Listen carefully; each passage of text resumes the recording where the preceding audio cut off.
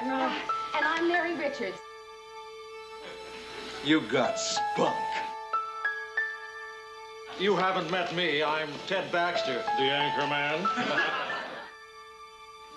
He missed out on a best wife. How can you leave me? We'll be done in 2 shakes of a lamb's tail. I'll come right to the point. I'm here to talk about you, and Mary's here to see to it that I don't rip your face off. Chuckles the clown is dead. I don't want to go to jail. I'd like to have you meet my son. Georgia, I promise to be a devoted husband. What's wrong, Walter? Bronchitis. I thought you said you were good friends. Oh, I never said we were good friends. I only said that we never met. I think we all need some Kleenex. There's some on Mary's desk.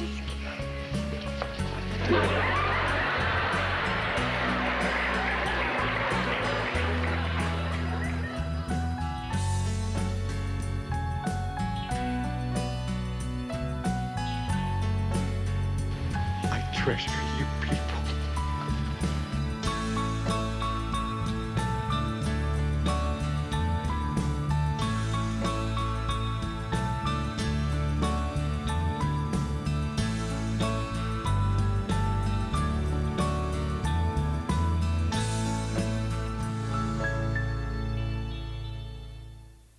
You know, if there's one thing that's worse than being single, it's sitting around talking about being single. In 1970, I have to remember, it was a long time ago, there were sitcoms. It was a very nice time. Everybody was coming out with new stuff. Norman Lear made a show that broke the mold. And then everybody tried different things. So it was a very open time to try new stuff. We were scraping the barrels of our lives and, you know, we were reading what we could read, and everything we were doing came out of the life experience of the moment. It's very hard to grasp what 1970 was. It's very hard. And, you know, it's you know, the show 222 was the second show, and only second by 6 months, to have black people as stars of the cast. So minorities were not really well represented. This is just, we're going into antiquity in a certain way. The women's movement was beginning and developing and cresting. We caught that wave that was just beginning to happen, and which was all about feminism, you know, which Germaine Greer and Gloria Steinem and all that was just beginning to happen. I was very taken by the feminine mystique in the early 60s and the women's movement, and I'd been working in the civil rights movement for many years before, since late 50s. So I was already very socially aware, just because that's the way my life had gone. So I was deeply into the women's movement. And I wasn't like a huge feminist. Like I was wearing hot pants to meetings, so believe me, I wasn't such a good feminist. But I was a strange mixture of never feeling discriminated against as a woman, because I had a lot of success in jobs, and my marriage was a very, you know, co-equal thing, and I knew I was going to have a career. So, I mean, I was sort of the person without having the cause, if you will. I grew up in a world where women sort of could do anything they wanted to do. During the war itself, I actually had worked at Lockheed Aircraft, and I built airplanes. I built P-38s. I was a riveter, and I got to be a really good riveter, and I actually became an instructor. When I became a vice president of CBS, I was just stunned. So I don't think that I ever thought of myself as, you know, having breaking new ground. I don't know. It was what I liked to do. I loved making shows, and I was making shows, and most of the women whom I knew felt the same way. My earlier series, Life with Elizabeth and then Date with the Angels, everybody said, oh, well, it was so hard for a woman then as it is now. And well, I was also producing them. I mean, it was the beginning of women's liberation, and that was the first time that anything sort of spoke to me and who I was and what I wanted to do. Things started to change for the women in the workplace, particularly. But I always felt that we could do anything we wanted to do. as long as we really cared about doing it, and as long as we were good at what we did. We'd better be good. But I always felt it was easier for us and for the men because they were so competitive. You know, I was trying to find myself in the women's movement. I was hearing my mother say things like, well, you know, I think when women don't allow men to open the door for them, they lose something. And I used to say, yeah, but Mom, it's not about being taken care of anymore. It's about striding forth and standing on your own 2 feet. Well, yes, but you just remain a lady, will you? And, you know, so all of that stuff was playing in my head. I think the 70s first understood that the sitcom was very powerful. It was the perfect vehicle to reflect what was going on in society. Sitcom became a platform for a lot of subjects, politics, opinions, passions, before the news was the platform or a documentary was the platform. But they discovered if you made people laugh, at the same time you sent them the message, it was more palatable for the audience. And I think it gave permission to a whole reams of women and men around the country to look at the new paradigm, the new way things work. I think everybody who was alive at that time was feeling in their own life. You know, this was quite a cultural revolution, feminism, and we're in a position to manipulate it for our own profit. Well, you know, it can't be a coincidence. The girl I play has my name. She works at my job and is pretty much of a, you know, dum-dum. The Dick Van Dyke Show ended in 1965, and we didn't start Mary until 1970. And in those intervening 5 years, Mary did a number of things. Most of them sort of forgettable. She made a deal with Universal to do some movies. She'd done Thoroughly Modern Millie, which was a pretty good show with Julie Andrews and directed by George Roy Hill. But the rest of them were really forgettable Universal comedies. I can remember one she did with Elvis Presley, which probably she's even forgotten. Shows that were, for the most part, best forgotten. They were not very good. She got a play offer to do Breakfast at Tiffany Revisited. And it sounded like a great idea. All kinds of great people connected with it and didn't make it. So I was a little unhappy at NBC, so I quit and we came back west. And it was about that point that Dick Van Dyke did a special for CBS called Dick Van Dyke and the Other Woman. Dick Van Dyke, as always the generous performer, kind of gave that special to me. He made it about me, and I was able to sing and dance and carry on and have a good time, which was communicated to those watching. And it was on the basis of her performance in that special that CBS offered her her own series, or at least a 13-week commitment to do a series. And that was in 70, or we began it in 70 anyway.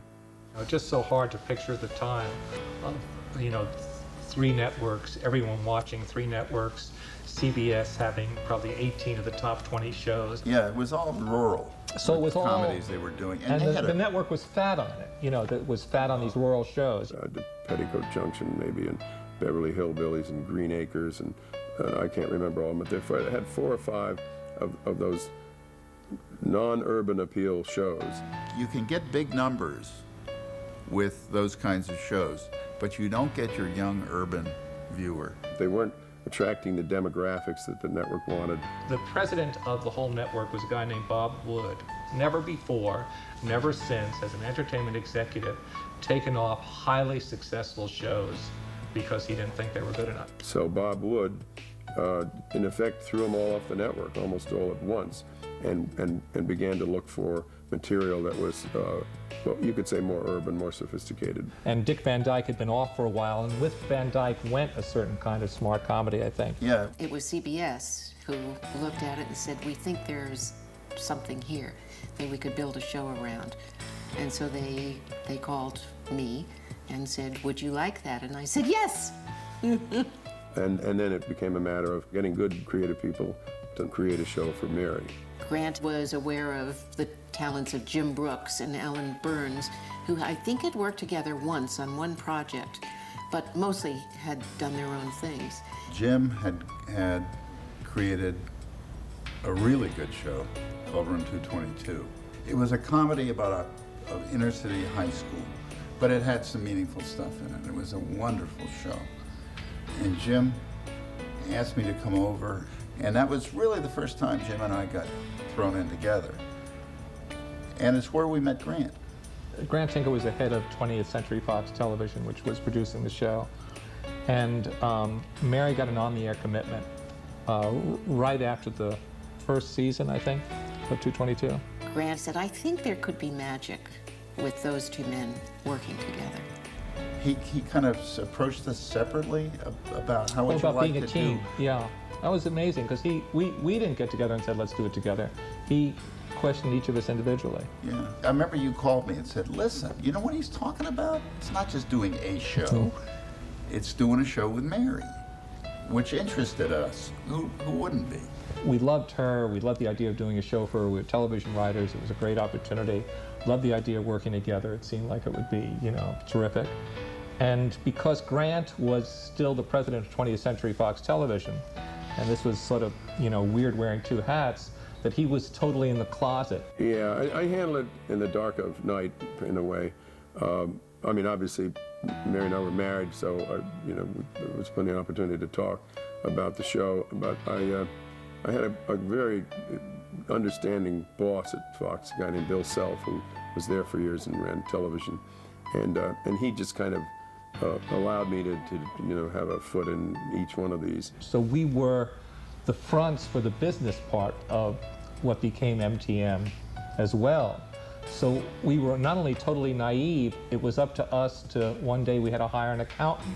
I mean, we were doing these business things as the writers of the show. Which we didn't know how to do, yeah. Yeah, and it was all fun. It was all not, I mean, you know, we took the writing, you know, seriously in a certain way, but it was lark-like because there was no context for it. You know, we were in this office all by ourselves. There was no boss around. It was just us. We were MTM. The guy who really was the boss couldn't say he was the boss out loud.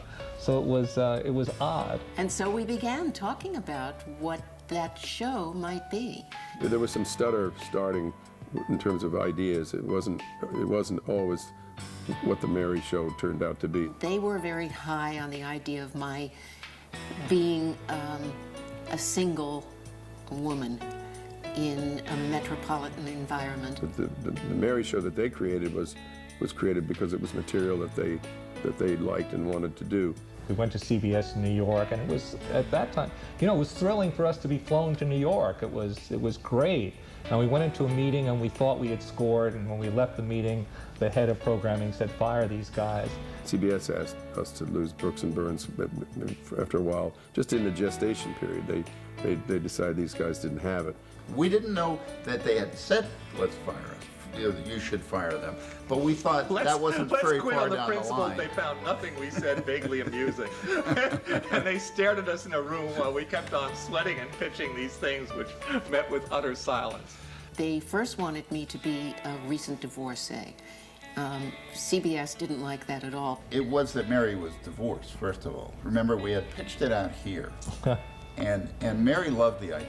Mary and Grant both had been divorced. It's very hard to grasp what 1970 was. You have to remember, back in the early 70s, divorce was not taken so lightly, either by the two people in the marriage nor by the audience watching shows about divorcing people. I mean, they had literally a corporate heart attack over the idea of divorce. They said, there's just nothing funny about divorce.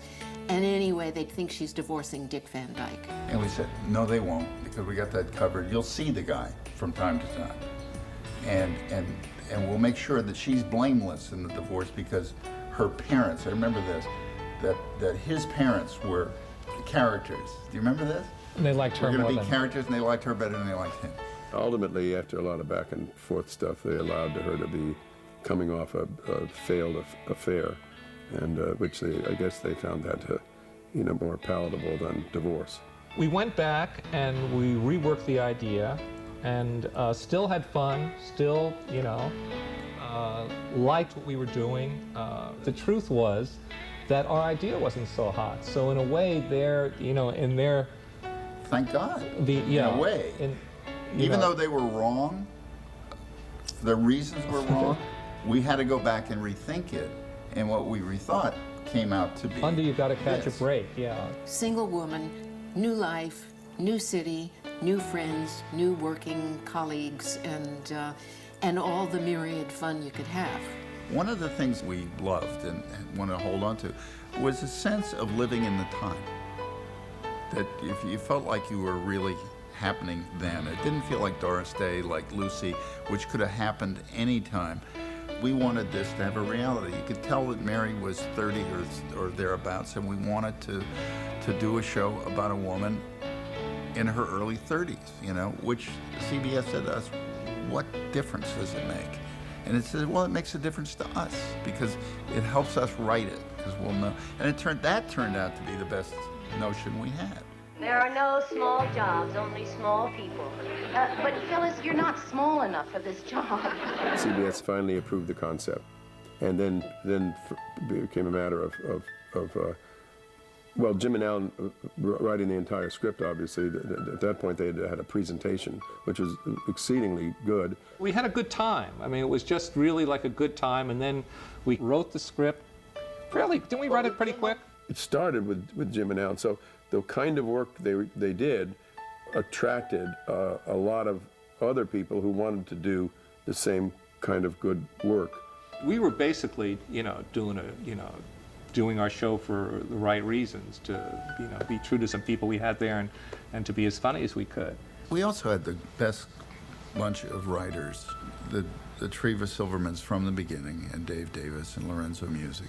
Jim called me and he said, Alan and I are doing Mary and we'd like you to be a part of the show, sight unseen, before you even write anything. So it was great.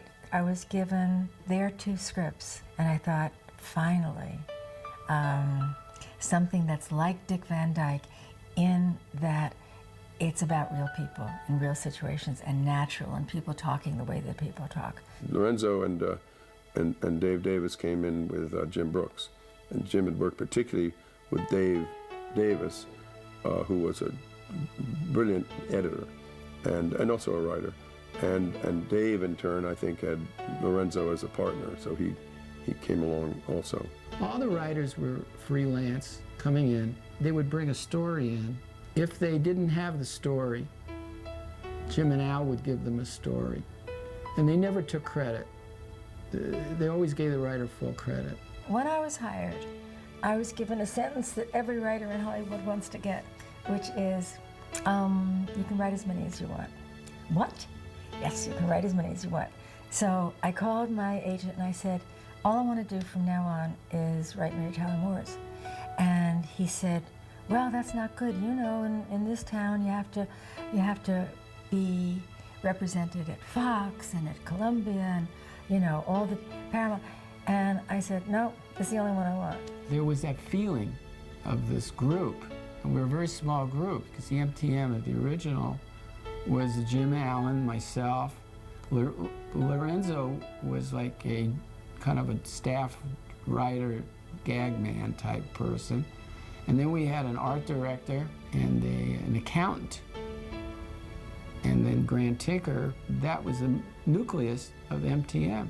CBS had ultimately, finally approved the idea, the Mary concept that we all ultimately saw. And then it became a matter of casting those parts. Ethel Winan was the vice president in charge of talent at CBS, which meant literally she was in charge of all casting. I got a call from Jim Brooks and Alan Burns, and I didn't know them. They worked at Fox, and they said they had really hoped that I would think about casting the Mary Tyler Moore Show, which they were doing.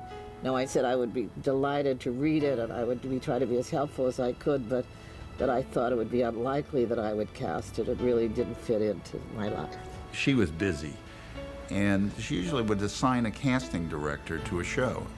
So I took the script home, and I read it, and I thought, this is the best script I've ever read. So I called them the next day, and I said, listen, I love your show. I mean, I think it's the best script I've read maybe ever as a sitcom. She liked our show so much, the script she was reading, that she volunteered to cast our show. And that was no inconsiderable feat. She was sort of the antithesis of your average or normal network executive. She was really constructive and helpful. For 2.5 months or so, she worked with us, and she'd beat the bushes for actors. They were so terrific. We brought people in, and the problem was they were so nice. They were just so nice that everybody who came in and had an interview and read for a part was convinced that they'd gotten the part. Because we weren't finding who we wanted for almost anything, right? No, we had seen Gavin MacLeod on something. We wanted Gavin to play Lou Grant, and she said, "I don't see that. I could see him as Murray." I always thought, from the day I read the script, that Gavin should play Murray. They sent over 2 scripts, and it's for the part of Lou Grant. So I'm reading the first pilot, and I said, "Wow, what a part! It's not right for me, but it's a great part. I like this guy, Murray Slaughter." I go to the interview, and so I read for Lou Grant. I got a lot of laughs and everything else, and then I had to get to rehearsal, and I said, shouldn't I tell him about Murray Slaughter? So I remember I went to the door and I said, "Can I tell you guys the truth?" I said, "Can I read for Murray Slaughter?" They said, yeah. Well, yeah. So there was one line in that pilot when Ted Baxter comes into the room for the first entrance. Murray Slaughter says, the Mastriani of Minneapolis. I just loved the rhythm of that line. And I remember Jim, when I did that line, Jim laughed and laughed and laughed. Didn't think anything about the whole thing, because, he was a supporting character. About 3 in the afternoon, my agent shows up, and there's a window and so I asked if I could. He said, "Why don't you do the Mary Tyler Moore Show?" I said, "Oh, what part?" He said, "I don't know, a guy named Murray." I said, right on. And I was just so happy. Gavin was supposed to be my nemesis, the character as written. But then they met Gavin MacLeod, and Gavin is so filled with exuberance and warmth, and the feeling that his hands are ready to catch you and help you at a moment's notice, that they changed it all. And they made us good, fast buddies. What's she doing? Murray, this copy you sent down, Ted doesn't like it. See what you can do to perk it up. From the day I read the script, I knew that Cloris Leachman should play Phyllis. I mean, if I couldn't have had Cloris Leachman as Phyllis, I don't think I could have done the show, because, I mean, she just was Phyllis. When Cloris Leachman flew into that room, I was in the middle of a hurricane. I'd never seen anything quite like her. She was like a wood nymph. I came in to see about Phyllis, and I don't remember it exactly, except I said something like, who makes the decisions here?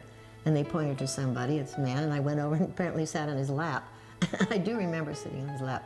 She flitted from Ellen Burns's lap to Jim Brooks's lap and twirled Grant's hair and, was just captivating. And I thought to myself, she is perfect. And what am I going to do with myself? Because she was such an electric performer, I thought I'll never be able to hold my own with her in a room. Phyllis Lindstrom, this is Mr. Grant. You mean she works here? Yes. Good. You're fired. In my case, I could take only credit for Asner, Ed Asner, who I'd seen do a very bad movie of the week at Fox. I think I had done a half-assed appearance in something with mild comedy to it. And very bad material that he did just defensively, sort of comedically. And so I had this sense of him being able to do comedy. He suggested to Ellen and Jim that they might look at him to play Lou Grant. He said he's perfect physically, and he's a hell of a good actor. They asked Ethel Wynand, vice president of casting at CBS, could I do comedy? And I understand she said, Ed Asner could do anything. Nobody had ever seen him do comedy, however, although he said that he had been involved in a lot of theater in comedy. I had done comedy on stage, but I'd always feared it, because I never knew how to repeat the laugh, I guess is the best way I can explain it. It was not an easy thing to get done. CBS thought of him as a dramatic actor, which indeed he was. And he did a very bad reading, apparently, for Jim and Alan the first time he came in. His audition for us was famously bad. Jim said, that was a very intelligent reading. And I could smell it. The intelligent, but wow, not funny. Ed got up and thanked them, and they thanked him, and Ed kind of backed his way out of the room over to the door, and he had his hand on the doorknob, and he turned around and he said, "May I do that one more time?" And they said yes, yes, and they knew what was coming. I read it like a maniac. It had no rhyme or reason to it, just a wild, frenetic man. And Jim especially laughed his ass off. Ed tapped into some wonderful place in his being that he never let go of from that moment on. When I left, Mary turned to them and said, "Are you sure?" And Alan said, "That's your Lou Grant." Hi! Hi! If that's Bill, you didn't lose much. Valerie was found at the end of a long, long line of women who came in to read with me. We were like 2 weeks before we were supposed to shoot our trial pilot, and we didn't have a rota. Ethel found Valerie in some kind of actor's showcase. I was going to the theater every night, in case there was someone I hadn't seen in the world. And so one night I went to see a play which a group of New York actors were doing, and there was this girl, Valerie Harper, and I thought she was a possible Rhoda. I did a little show called An American Nightmare. It was a send-up of a staged reading, and I played two characters. I mean, it was a really crazy, zany piece. Having seen her, I then left and went to the second act of another play. And the next morning I called the theater to get her information, and they told me that they had rented, a group of people had rented the theater on a four-walls basis for just one night, and they didn't have a clue. I don't remember. A little 50-seat theater. Ethel came and saw me. I didn't have an agent. None of the guilds had her. She wasn't Chorus Equity, she wasn't SAG, she wasn't AFTRA, she wasn't anything. And drove her assistant crazy trying to track her down. And meanwhile, we didn't have anybody. I was desperate. I mean, it's not only could I not cast the part, but then I found someone I thought could play the part, and I'd lost her. So she had the hell's own time tracking me down, and somehow she did. My secretary came in and she had an envelope, one of those big manila envelopes with a bunch of actors' pictures. And she pulled one out and it said, "Valerie," she said, "is this who you're looking for?" It was a miracle. It was just a sheer miracle. So I called her. I got her in that day. And it is Ethel who brought me in to read for Jim and Alan, and I'll never forget the day. Going in, I thought I would be a bad choice. That because I was brunette like Mary and had a small turned-up nose like Mary, I thought, well, I'm not much of a contrast. They'll probably go for someone very different in physical type, or short and redheaded and extremely chubby, or a tall, somebody different than Mary. But the moment Valerie said the words, "This is going to be my apartment," we knew we had her. That was it. She was Rhoda. Hi, Ted. We were just talking about you. Thank you. Thank you. The last character that they had to cast was the Ted Baxter character. Dave came in and he had seen Ted in a play and said, "This guy's hysterical, you gotta see him." And he came in, but he didn't fit our image of it, even though he made us laugh a lot. The character was described as a tall, dark, and handsome, fall-down handsome love interest for Mary. We were worried that if it were cast with someone as mature as Ted Knight, that he might be pathetic. He would be a man who had failed, and we didn't want that. We had originally envisioned one of those young, firm-jawed anchors, you know. He was supposed to be outrageous, and he was supposed to really drive Lou Grant crazy.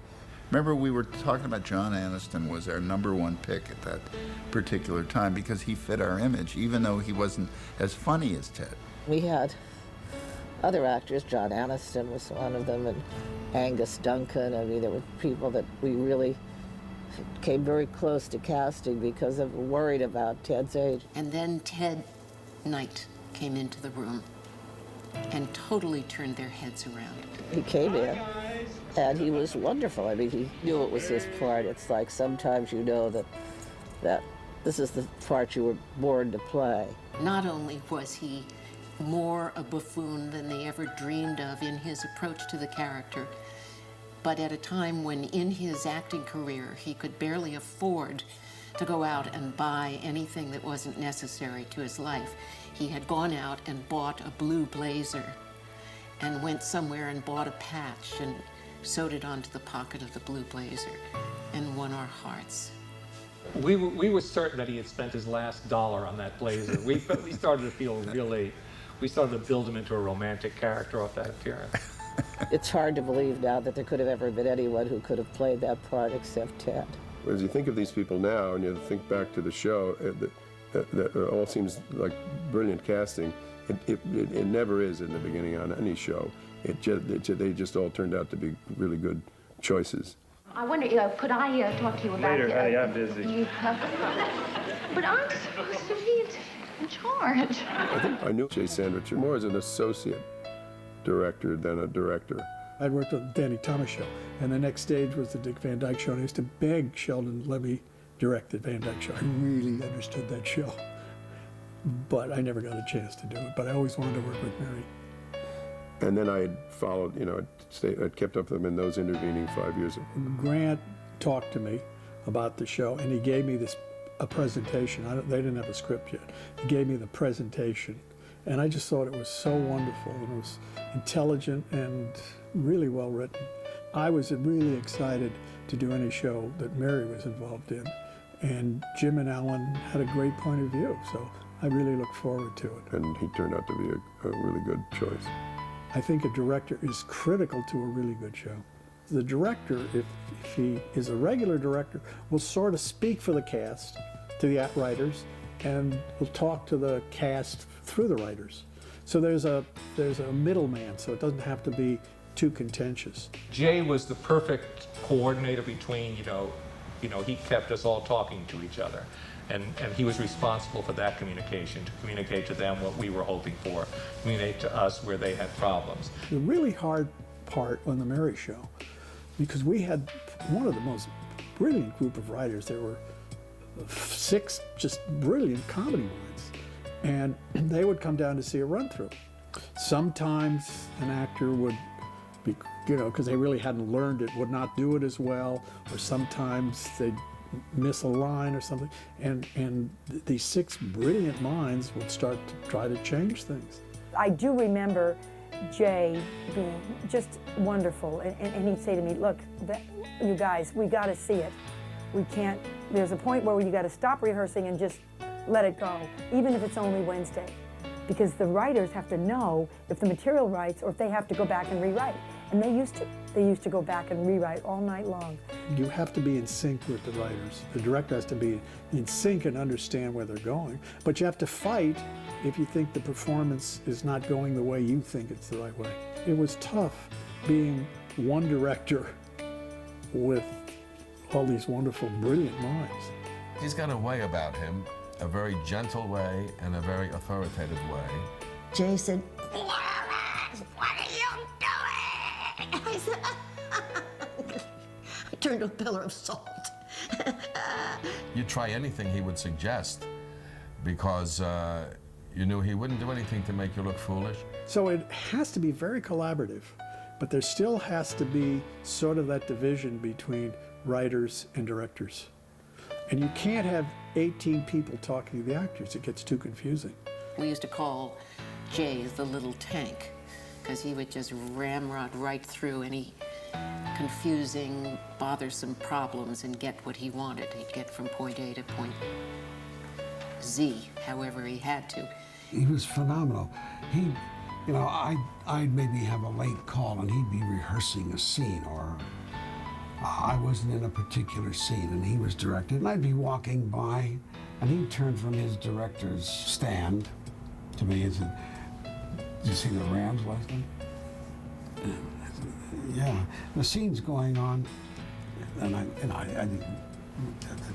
don't look at me, look at the scene. And the actor would speak, and then he'd say, "Oh my God, did you see that pass?" And he said, "Oh, when you move over there, you should pick up the pencil before you move, because that'll set you up for the next gag." And he never missed a trick. It's unbelievable. He knew it. He breathed it. He has got, I think of most of the directors I've ever worked with in anything, he's got the greatest sense of pace, of how to, and I think Jim Barrows learned that from Jay, of how to keep a show going. We would tease Jay all the time about what he was wearing. We thought he was just stuck in a time period with his golf sweaters and his whatever. Just funny. What a director has to do is the style of the show. The writers create it and write it and come up with the wonderful plots and everything, but there's so many different ways to play every scene. Jay shot really interesting 3-camera shows. I mean, there was a certain style I had. I moved actors a lot. There's always been a feeling that comedy has to be loud, fast, and bright.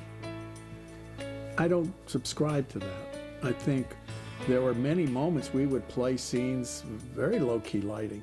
I mean, you have to see faces in comedy because you want to see what's going on behind the eyes. But it should have a quality to it, a film look to it. We had a director of photography, Bill Klein, who wanted to make a multi-camera show not look like a multi-camera show. Usually multi-camera shows had big flat lighting, cones, big round lights in the front, shooting light in. Bill Klein wanted to sculpt it, make it look more real, make it look more realistic,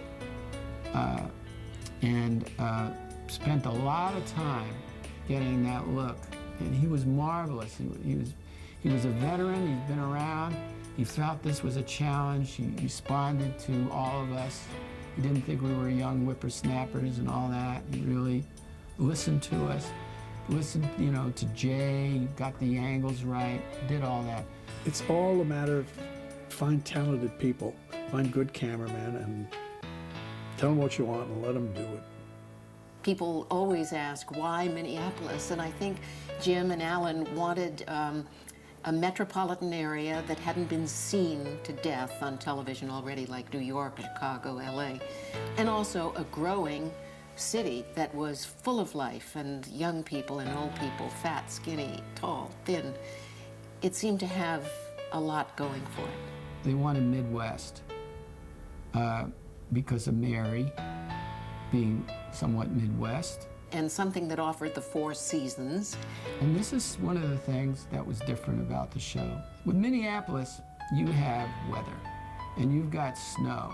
It was always the staging. Mary would come into work and go right to the coat rack, hang up her coat, put her purse, walk down to her desk. So you already had ready-made staging. It wasn't just walking in, delivering lines. It was actual business that was real. I think every episode offered real moments, and it also, every episode promised you and delivered truth. We were true to that code. We never went for a guaranteed laugh at the sake of the truth. Very proud of that. One of the things that made the show somewhat different is that they brought in Reza Badi, who is this genius director. Reza Badia, who did the main title, who had also done the Hawaii Five-0, the famous cut. We had hired him to do the main title. Usually, the concept that I had, I go and draw it and write it down and discuss it with the producers. That's how the way I'm going to go, and then shoot that. But this was one of those kind of the urgent thing to go, and I was shooting lots of footage, and among them to bring them together, and I cut the main title out of them. It was freezing cold in Minneapolis, and we were tired. We'd been shooting outdoors. My lips were turning purple, and so cold that I couldn't even form words. They just weren't working. It was just so... The thing I always loved about the main title is the thing with Mary throwing her hat in the air and a freeze frame. I had this concept of when you graduate out of a class, the happiness of the moment is you take your hat and throw it up. And for me, Mary graduated to a free woman for that era. So I wanted to do that. That's how I explained it, because Mary was saying, what's the reason why I'm throwing my hat up? Riza said to me at one point, okay, let's just get this one last shot. Run out into the middle of the intersection and throw your hat in the air as though you're exuberant and determined to make it on your own and the happiest girl in the world. And so I did. It didn't seem stupid to me, the fact that it was one of the city's busiest intersections and that there was a lot of traffic. But you can see the danger written on the face of the woman who was standing in back of me. She has her hair in rollers and a scarf around her head. And I eventually met her and talked to her. And she saw me. She didn't know who I was or what was happening. She couldn't see the camera because they were using a lens. And she thought I was going to kill myself. And I did too after I got out there. And of course, one take becomes, wait a minute, do it one more time. Okay, now do it one more time. And now we have traffic and horns honking and everything. I'm really lucky that I came out of that alive. She had been out of television a while when we filmed the original main titles, and I keep on remembering the footage after that frame where it fell in the middle of the street, and she had to go scrambling to pick it up while traffic was coming by. And I just thought, just a metaphor for everything. And people were looking at her strangely. Who's this woman throwing her hat up in the air? Just past the exultant moment. And we saw that when he brought this thing back, and here was this. He's showing us this stuff, and she's throwing it up, and it comes back down and lands, and we're saying, what the hell is that? And he says, no, look, he was on a moviola, and he stop it and freeze frame it. He says, that's gonna be the end of the thing. And we said, I don't think so. Jim absolutely thought that's not going to work. Alan says, it's, I don't think this is the place for it in a main title, but nevertheless, he was willing to see it how it worked. And I started cutting the picture and putting the graphic and the lettering and so forth to it. And then he cut it together, and it was terrific. I remember that moment vividly. He says, you son of a bitch, you made it work. And he was so happy that the hat works. I mean, does anybody not think of that when they think of the Mary Tyler Moore Show? I was glad. That was just something that I wanted, and it paid off. How will you make it on your own? We didn't find Sonny Curtis for the theme song. Arthur Price did. And we sent him in. Took out a guitar and played it for him. We were still in some little crummy office, and this guy who he'd been a guitarist for Buddy Holly, came in, kind of a shit kicker kind of guy, it seemed like, and put his guitar down, opened the case, had some pages of lyrics, put them down on a coffee table, or top of the guitar case, and played the song. And he finished it, and we looked at each other and said, how did we get this lucky? That somebody wasn't anything else. We just said, okay. He said, and he was very low key, thank you. And we said, that'll be our song, it was amazing. Jim and Alan said, it's perfect, let's do it. That was it. There wasn't like, well, can you do it a little faster? Can you do it this? And just sing it. That was it.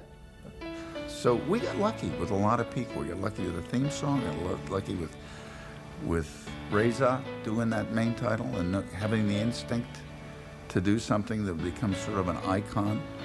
As Jim said, we were pretty naive, and a lot of good things happened to us along the way. So starting already, I hear these little voices that are saying, get out while you can. Obviously, their major concern is this show going to work? When you're doing a pilot for a 13-week commitment, everybody in the network gets involved because it's a major financial commitment on the part of the network. All of them have legitimate reasons to be concerned. I'd separate that from from being involved, because too many network cooks can really spoil what you're doing. Men who are not funny are telling people who are funny what to do, and it's always going to be like that.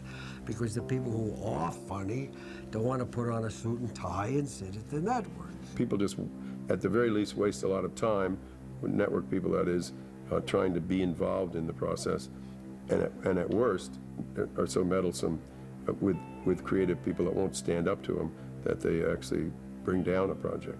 It was a long time before they read a script, so they didn't know what was going on at all. And they were very uncertain about these guys who they knew nothing about, Jim Brooks and Alan Burns. I mean, they'd never worked at CBS. As far as they knew, they'd done one show, which had done very well, but it wasn't a runaway hit. And so they were uncertain about them and surprised. I mean, that of all the people in the world, Mary had selected them to do her show. It was a commitment, and everybody in the world was dying to have a commitment. So she could have gotten anybody her pick of people who had done 25 sitcoms, they had chosen Jim and Alan. They were very different from their average comedy writers. They didn't tell jokes. We were very independent. We would have walked. We were not going to compromise. It would never have happened had it not been for Grant. I got sort of famous for, being cranky with actually all networks ultimately, and so that was my job, just being the protector. Total loyalty and support from the guy who we work for. That's an antique notion.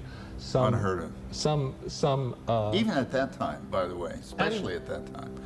And by the way, we had, as I say, that kind of support after we had pitched a rotten idea. I told them that Brooks and Burns were part of the deal, and that turned out to be pretty good too. I mean, a pretty good idea there to keep them, as the next 7 years would prove. We also got great feedback, like from Ethel Wynant, who immediately saw what the script was about.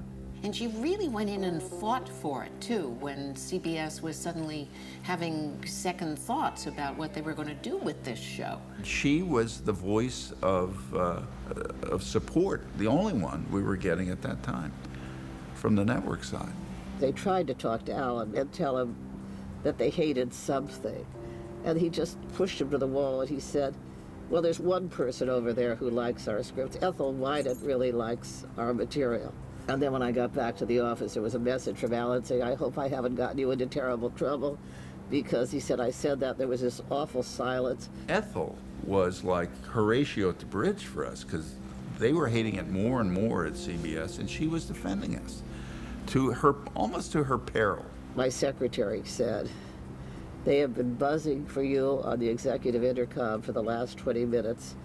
They are hysterical up there. She was in some trouble, I think, that she was sticking up for so much for something that the rest of them hated. So I went out for this. Said, did you tell Jim Brooks and Alan Burns that you liked their script? I said, yes, I did. And they said, well, why would you do that? And I said, well, there are two reasons, really. One, because I like the script. I think it's terrific. And two, I'm casting their show. And they said, well, it would just be better if you stopped telling them that. Well, by then I had read 5 or 6 scripts, and I thought they were all terrific. And I dreaded the moment when the network read the rest of the scripts, because I knew they wouldn't like them either, and they didn't. They were just not liking what they were seeing at all. And so she bought us time. Nobody was very much interested in the casting of the show. They just hated the show. And when they finally read a script from these two guys in whom they had no faith, and we had a program executive who hated the show so passionately. His name was Frank Barton. His title was Vice President in charge of development, or program development at CBS. So this fell into his office. It was Frank Barton who hated the show so much and said the scripts were so terrible. The reason that they probably didn't like the script is that it didn't have the elements that they were used to seeing in a multi-camera show. Everything that made the show great, they were nervous about. everything was terrible, that he wanted to fire Jim and Alan. He wanted to put somebody else on the show. I won't say his judgment was always flawed, but he might make a mistake now and then. I don't think anyone else even bothered to read the script. They just accepted the fact that they had this great talent. Mary Tyler Moore was going to be their big star, at a disastrous production group. As we put the cast together, they hated everybody we had. The Rhoda character was a little different than they're used to seeing. The Phyllis character was a little bit too off the wall for them, and not off the wall enough. So they didn't pay too much attention to me, the casting at that point, because they were convinced that nothing that I did would matter, because they were going to get rid of these terrible writers and get a proper script and start over. There was a lot of talking to CBS, as always happens when you're doing a show for a network. The network people want to have a lot to say about it, sometimes helpfully and sometimes, in fact, frequently, not too helpfully. The network did say, ridiculous things, 3 shows you don't put in a show: divorce, mustaches, and Jews, They did not want Rhoda's mother's script to be done because she was Jewish, and she was from wherever she's from, the Bronx, and Nancy Walker. They did not think you should do that show. We got a phone call from the network liaison saying, "We're telling you you cannot shoot the show." We said, "What do you mean you can't? This is Friday. We're starting in the rehearsals on Monday." And he said, "We don't like it. It's weird. It's strange. Rhoda wants to keep her mother at arm's distance." And they forbid, check this out, they forbid Grant to do it. We called Grant up, Grant at Fox, and said, "Grant, can they tell us not to shoot?" He said, "They can tell you not to, but they can't stop you from shooting it. And I think you ought to shoot it, because I've read that script and I think it's good." And so we did. And immodestly, it was the show that got us the Emmy that year for writing. I defy anybody with half a wit to look at any of the Mary shows, starting with the first one, and not know that there was a show there. One of the reasons that MTM was such a successful company was Grant Tinker. No one else. I mean, he just so backed his creative people.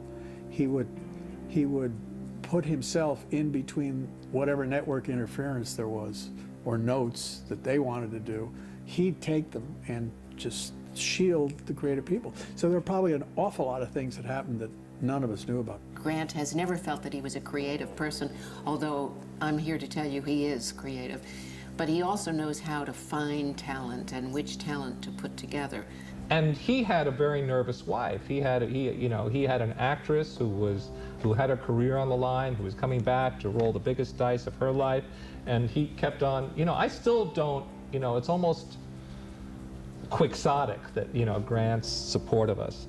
I believe they also had invested a lot of money of their own money. Which was, it's past quixotic. It becomes stupid. But anyway, we were the beneficiaries. If you've got good creative people working on a project, the idea is to let them do it. I'd been on the network side and had occasion to see this happen, and it's tempting not to have faith in things as opposed to having faith. And I figured if I could stay out of the way in the 60s, that CBS could stay out of the way in the 70s, I guess. Why don't we just rerun an old movie or something until everything gets fixed? That's a good question for someone who doesn't know anything about this business. We didn't do a pilot. A pilot, is the first episode, and it's shown to the network, and then they show it to the other stations, so everybody knows what the show is going to look like. And because Mary's show was picked up right away without a pilot, there was nothing to show. CBS asked us, since we had no pilot, if we would just film a little scene so that they could send that to all their affiliates so that they could commit to being on board with the network. Just a teaser to give them an idea what the show was going to be about. And we took our favorite scene out of the show. We weren't wrong about that, which was the scene where Mary is interviewed for the job by Ed. And we shot it on a little commercial stage on La Brea Avenue. Jay Sandwich directed it, and it was terrible. I'm putting this nicely. I have no idea who the cameraman was, but he really didn't understand How to Light Mary. So number one, it looked terrible. And number two, we'd never rehearsed. It was dull. It didn't have the energy. It didn't have it, even though the actors were trying to do it. They had no audience to react off of. Ed was very slow in working on that. I said earlier that Ed Asner, once having found in his second reading at the audition his comedy self, never lost it again. I lied. He did lose it one other time. Naturally, because I didn't know what I was doing, and I was still at sea in comedy. We didn't have a set then. Nothing was really designed, so they kind of put together 3 walls. The room was cramped, and I felt very stiff. I don't know how Mary felt. And I met this guy, Jay Sandrich. It was the first time Ed and I had worked together. And I'm sort of a bug on pace and not really overplaying things. Jay, who is a comma by period by dash director. Ed, who is a wonderful dramatic actor, a really wonderful dramatic actor, hadn't done comedy in a while. And he was playing the scene, from my point of view, a little too dramatic and not fast enough, not paced up enough. So we really disliked each other. I would take his direction and say, okay, I would try to do it, all the time thinking, the series sells and I get sepped. I'll kick this bastard off the lot and he'll never be seen again. That day was not good. I'm sure that Ed was not happy to have to work with me, and I thought this is really going to be tough. It just didn't work very well. Didn't work at all, frankly. I mean, Ed was uncomfortable. He hadn't really rehearsed. Jay came in for like a half hour to stage it. And it was edited together, and it was pretty much the exact scene as it finally appeared in the show. If you look at the material in the presentation, it is all within the show that they ultimately shot. The problem is that there was no audience, and it was single camera. So no matter how much you try, you cannot duplicate the sound quality, the energy quality, the mood, the whole feeling of a multi-camera show. That's why we do it in front of an audience. Somehow the comedy all went out of it, and I don't know why. Maybe it was me. Maybe I wasn't very funny. You know, Mary walked in and she pretty well knew how to play the scene. So most of the time pressure was trying to get Ed, from my point of view, to just pace it up and not play it quite so dramatically. I don't know how bad it was. No, I don't know how bad it was. It went badly, really badly. After shooting it, we got a visit or a call from Perry Lafferty, who was the head of CBS West Coast, saying, guys, you know what? Ed Asner is a wonderful, wonderful dramatic actor. Dramatic actor. And that was supposed to be our hint to say, you're right, let's recast him. The network guys looked at it, and that's when it was, everything hit the fan. I mean, they called me in and they said, you have to fire him. I said, I won't fire him. I just will not fire him. I will admit it's a terrible scene. I mean, I looked at it and thought, oh God, it really is terrible. But it's not fair. I mean, it's like, you know, it's like nobody had gotten up in the morning. Nobody had brushed their teeth. Nobody had done anything. They just did it. But we really did a bad job. Just died, just lay on the floor. There was nothing you could do about it. It just kind of illustrated why it's so important to do the show in front of a live audience. And I think that made CBS a little uneasy. I think you're blowing this whole thing up way out of proportion. No, he's not, Mary. I was there. We were going through these awful rites of passage. That's right. If we'd probably thought about it very long, we would have been frozen into inactivity because of it was such a huge task. I don't think CBS ever really gave up on the show. It was just a show that was sort of one of a tragedy. You had this great star, and they'd mucked it up. They gave up as we went along, but you know, since they had a 13-week commitment to it, that they were sort of stuck with ultimately succeeding with this thing that they hated along the way. I just know that I really wanted this to be good. The show was to be filmed on a Friday.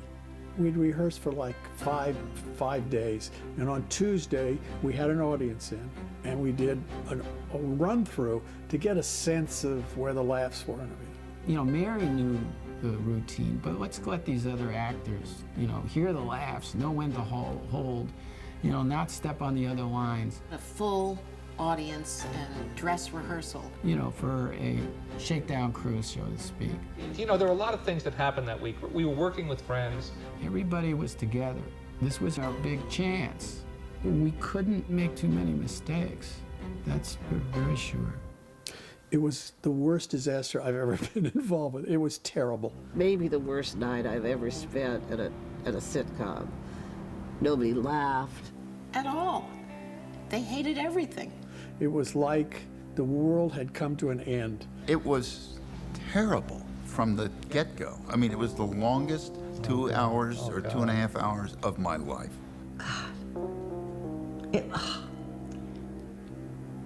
Here are the things that happened that night, which we will call Black Tuesday. It was an incredibly hot day. And it was, one of the hottest nights of the year, and the air conditioning wasn't working in the studio. It was like a boiler room in that place. So we had 200 sweating people who couldn't hear. Those microphones were not working. As a result, the audience could barely hear what was being said on the stage. And there had been a bomb scare on the lot that day. Jim and Alan did the warm-up, and to the best of my recollection, it was good that Lorenzo Music did the warm-ups after that. The two shyest guys in the world trying to do a warm-up just flopped sweat. It was just awful. And we cared, I think, more about the fact that we were bombing than the show was. It was a sketch. Every once in a while, Alan, who was just being met with this wall, would do the mic to me, and I would just smile and not be able to say a word. So he was angry at me for just leaving him out there, even though I was up there with him. I had straight lines with nobody doing the rest of it. They could barely be heard as well. You know, I was mute and he was bumpering, and it was just horrendous. And I literally was afraid somebody throw a knife in my back. You could just feel the anger from the audience. They just weren't happy. That's probably where the network people were at their lowest, and probably wish they hadn't gotten involved at all. Everybody knows when you're doing a comedy, you're not hearing laughs, it's not working.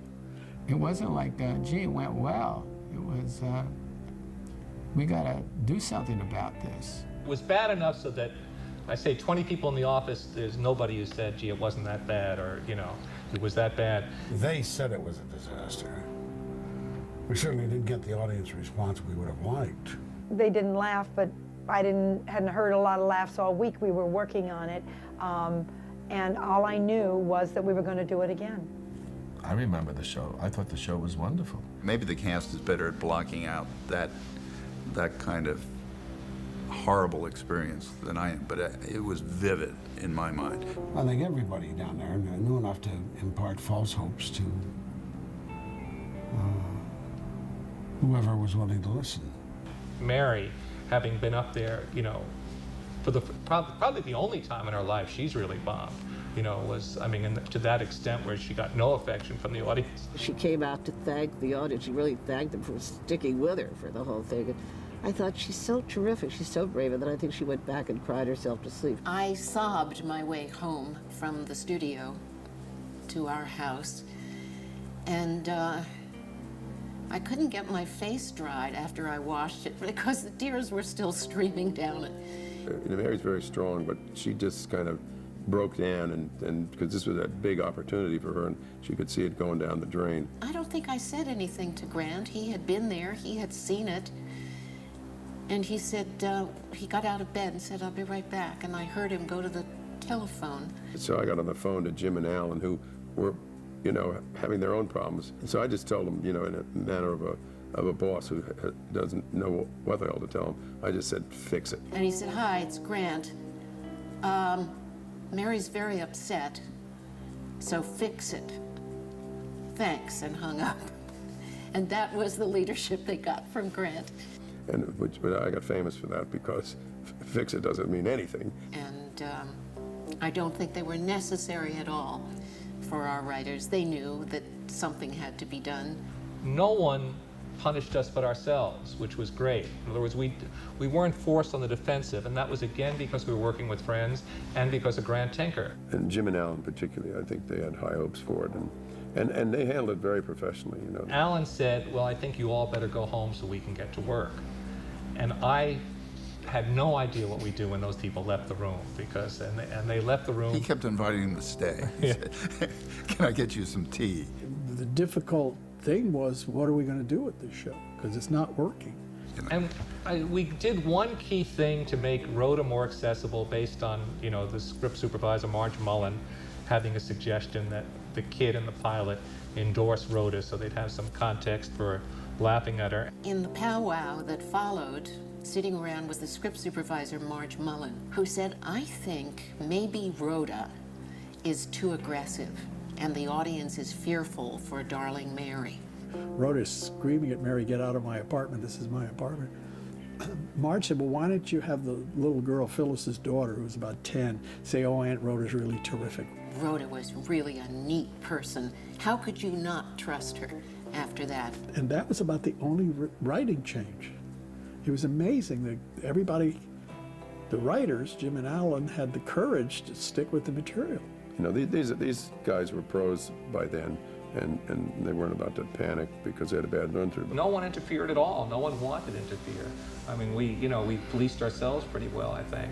Instead of defending their lines and saying the actors didn't play it right or they didn't do it, they said, we got a lot of work to do. We got to go back in here. No one castigated us or said we had behaved badly or hadn't done our jobs. And I said basically to the cast, we're sticking with the script. We know it's good. Let's just rehearse some more. Let's really rehearse and start playing these scenes better. And we just all worked. We just went back to doing that. We didn't change anything. We didn't change the staging. We just did it better. Congratulations, kid. How'd you do it? I don't know. I just opened my mouth and... You know, I think everybody had faith in it. They just needed a couple more days to really get up to speed and start playing it. And then, of course, we did it on Friday, and it was just the opposite. I mean, it was wonderful. It was a great evening. When we did the whole show, it was gangbusters. Everything worked. You just would not have recognized one night against the other. And Jim and I were just looking at each other like, what happened here? 3 days ago, silence. Now explosions of laughter. The audience was with us 150%. Total reversal of that feeling that was engendered on the Tuesday night. I gave it everything I had, and I listened with every ounce of my attention when others were talking to me in the scenes. They really knew their lines. They were right on the lines. We were clicking beautifully, Mary and I, and when we got to the you got spunk, I hate spunk. I mean, I have never heard the roof come down as it came down on that line. Because they were laughing. That's why you do a 3-camera show when it's a comedy. Love was all around on that set, and that song exemplified exactly what was happening on that set. Unbelievable. Fantastic. As good as it gets. It's such a marvelous feeling. And if you ever have some of those moments, they're the fun ones. The air conditioning was fixed, no bomb scare. And we made sure air conditioning, boy, was at top of the list after the Black Tuesday. Everything these guys did was keyed and geared. The music, the warm-up man. Lorenzo was great with the audience because he went into the audience, he talked to the audience, and the other thing that he did was he would say, testing the microphones. Testing, testing, do you hear me? You can hear the response. You can hear the quiet when it's really working, and you can hear the laughter when it has been magnificent.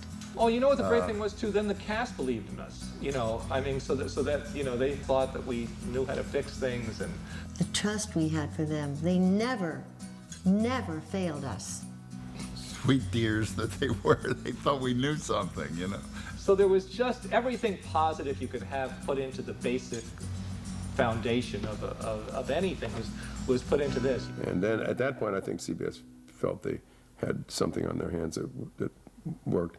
Obviously, networks then test shows, a reprehensible practice, because it allows them not to make any creative judgments of their own. They just look at the test numbers, and all shows almost test negatively. And Mary's did too. Testing was horrible. I don't on the think it was show, horrible. remember? It was very average. They called Mary a loser. A loser. Cloris was abrasive.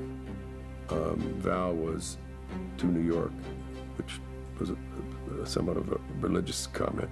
She walks funny, she talks funny, and I thought, I walk funny? And I guess I did.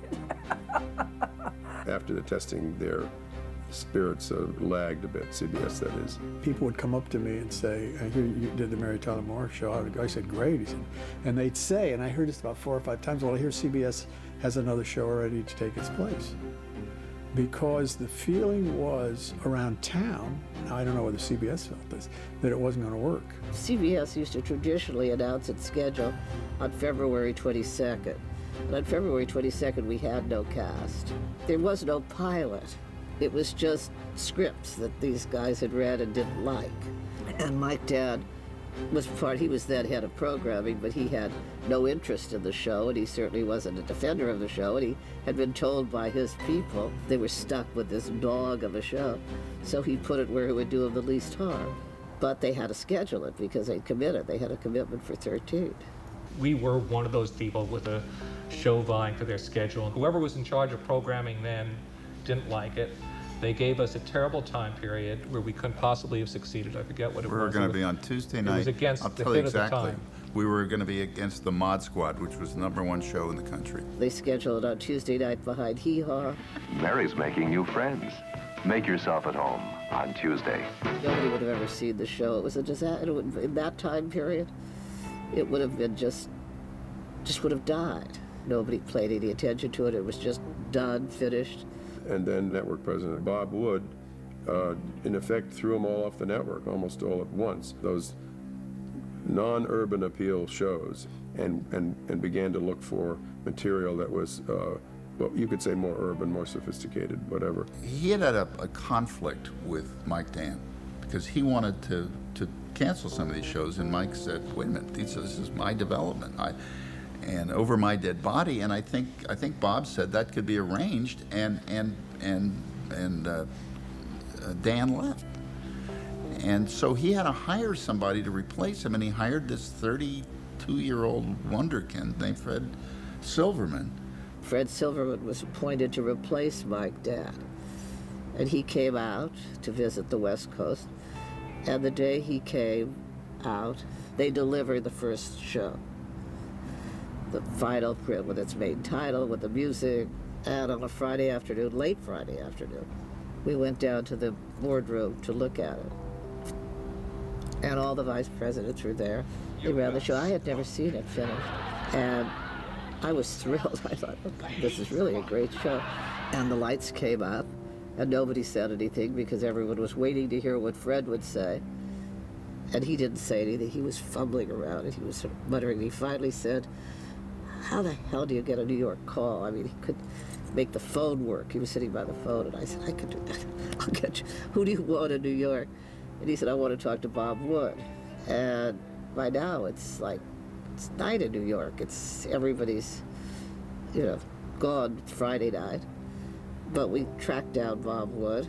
Fred picked up the phone and said, there's a show here that is exactly what we want, and we're gonna kill it if we leave it in that time slot. And he said, I know you're gonna go crazy when I tell you this. I know it's August, but you've got to change the schedule. We have to move the Mary Tyler Moore show.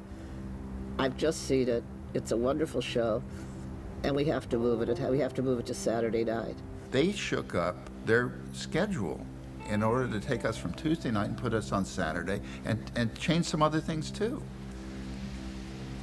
They don't do things like that. They set schedules early, and they stick by them because the advertisers are going to gripe.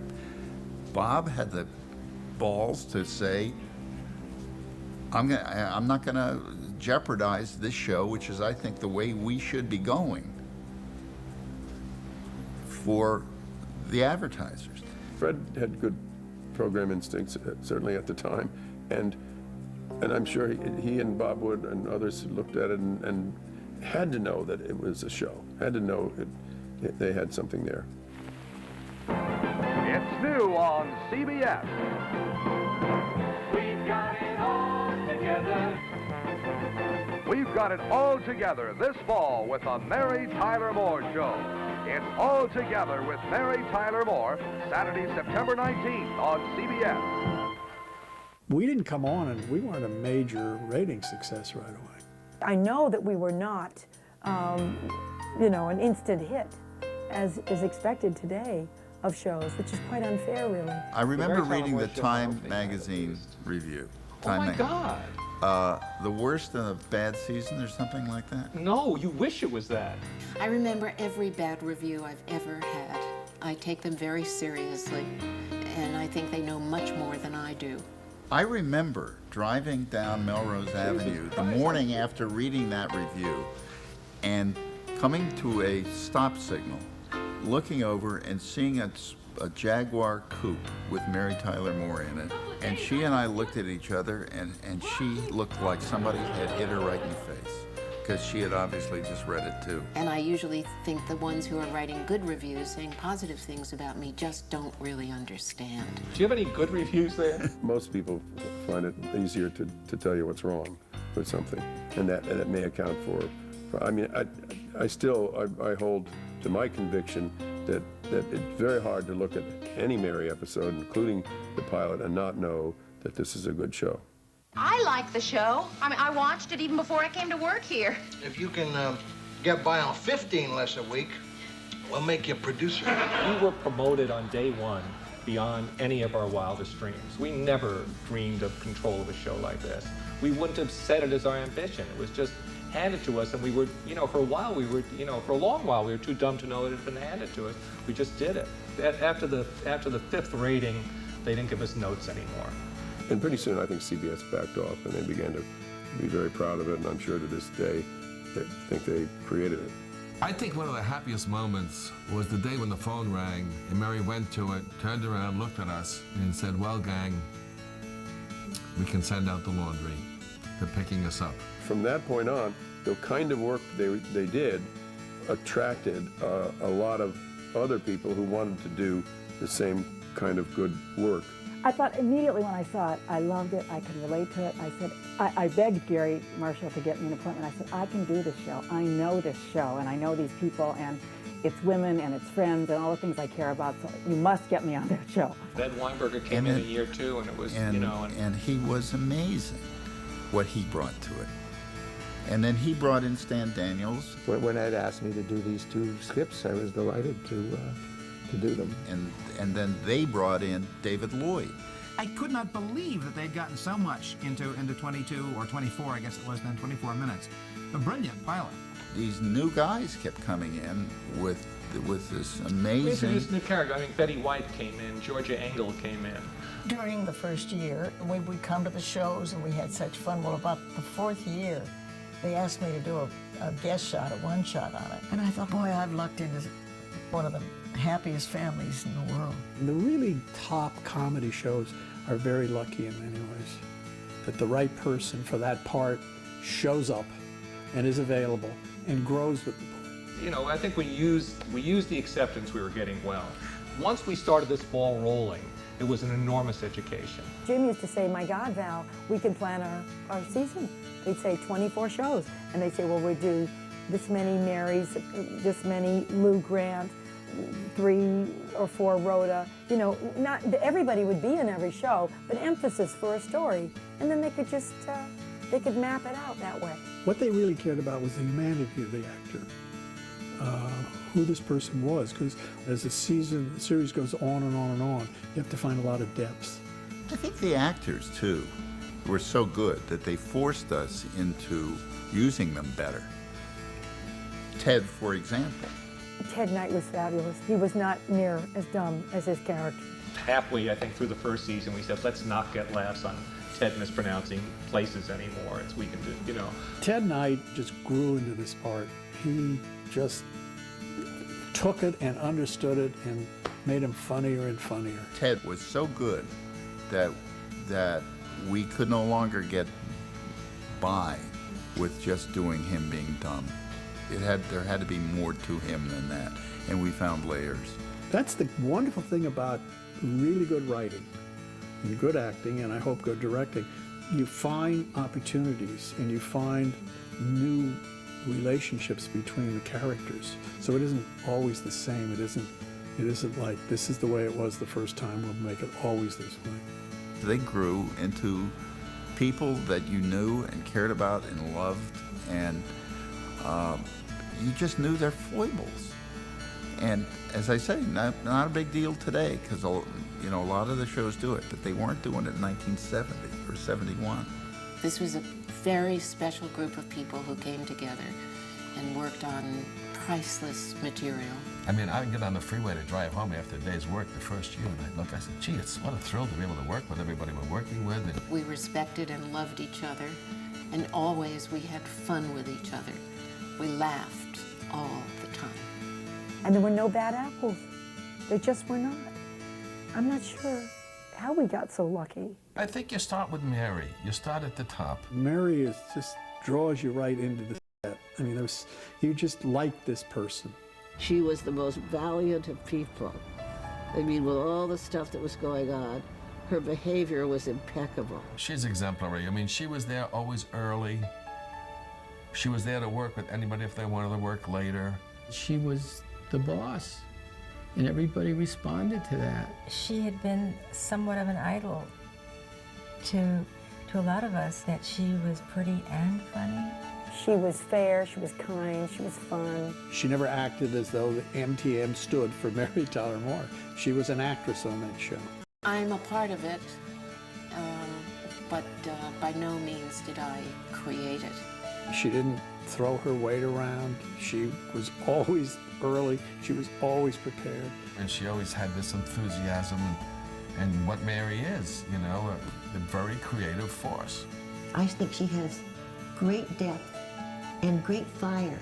The most generous star I'd ever worked with.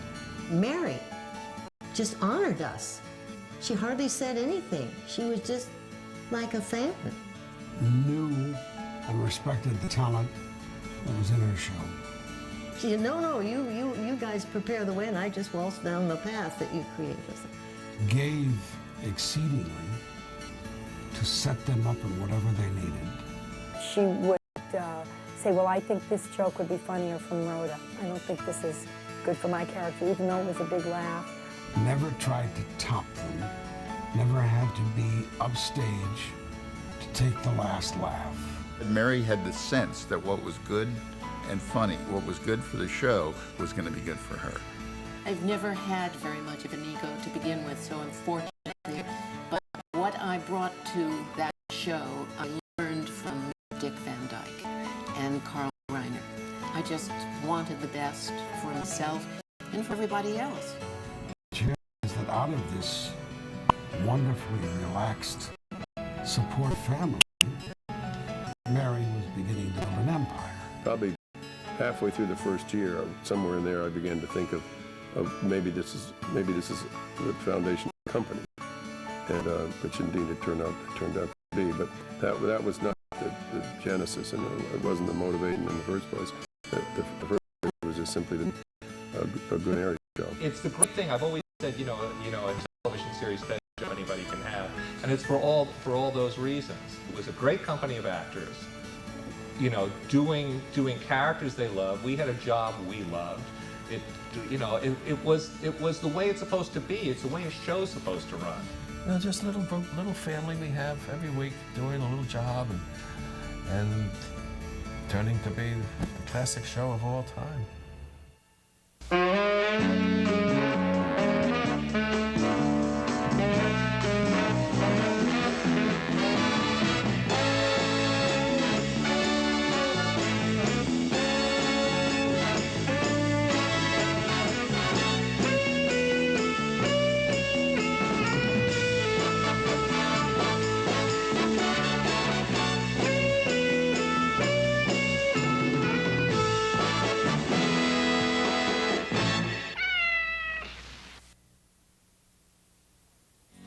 Mary Tyler Moore Show, on opening night at least, was a disaster for the old co-star of the Dick Van Dyke Show. She plays an inadvertent career girl, jilted by the rounder she put through medical school, Angus Duncan. And working as a gopher at a Minneapolis TV station. Her boss is a drunken clown. Oh, that's interesting. Of a news director. A narcissistic nincompoop. And a narcissistic nincompoop of an anchorman doing injustice to even the worst of local TV shows. Isn't that funny? What was this, in Time Magazine? Oh my God. Your point in giving me this? How will you make it on your own? This world is awfully big. Girl, this time you're all alone. But it's time you started living. It's time you let someone else do some giving.